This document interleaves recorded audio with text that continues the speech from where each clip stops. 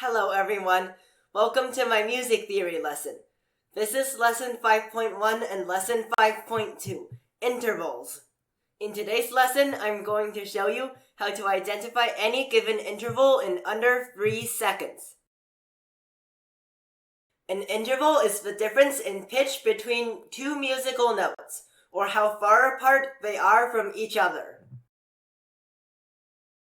There are two parts to an interval.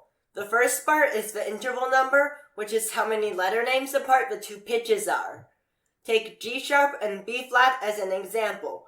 To find the interval number, start with the bottom letter name, G, and count up from there until you get to the top letter name, B. Because B is the third note in the sequence G-A-B, the interval between G sharp and B flat is a third.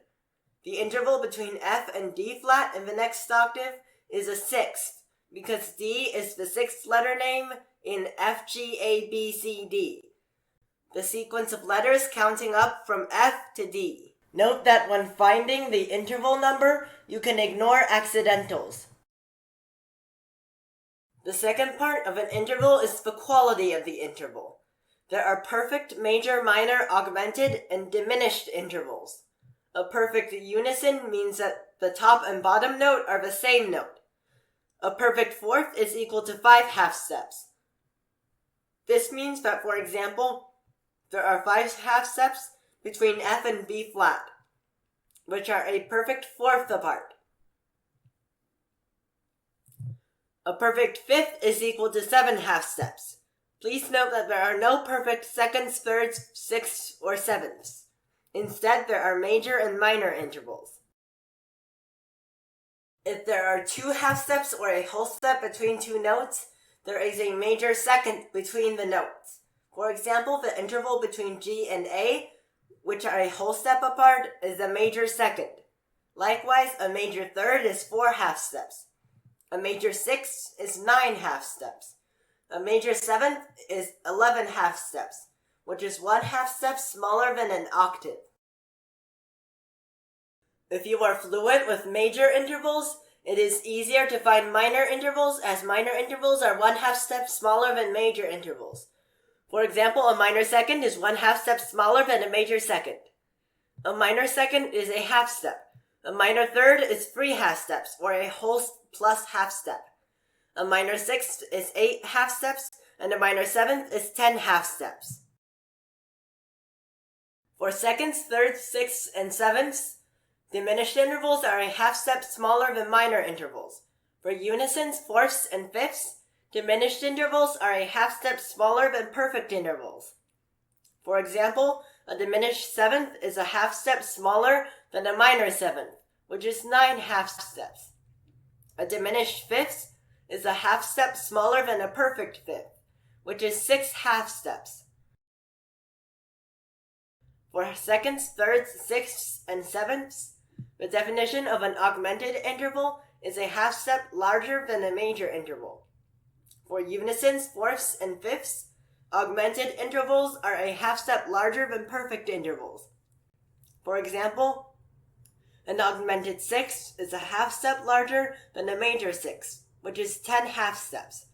An augmented unison is a half step larger than a perfect unison, which is 1 half step.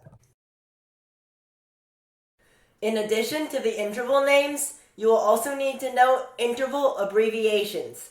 The abbreviation of an interval is the symbol for the quality of the interval, followed by the interval number. The symbol for augmented is a plus sign. The symbol for major is a capital M.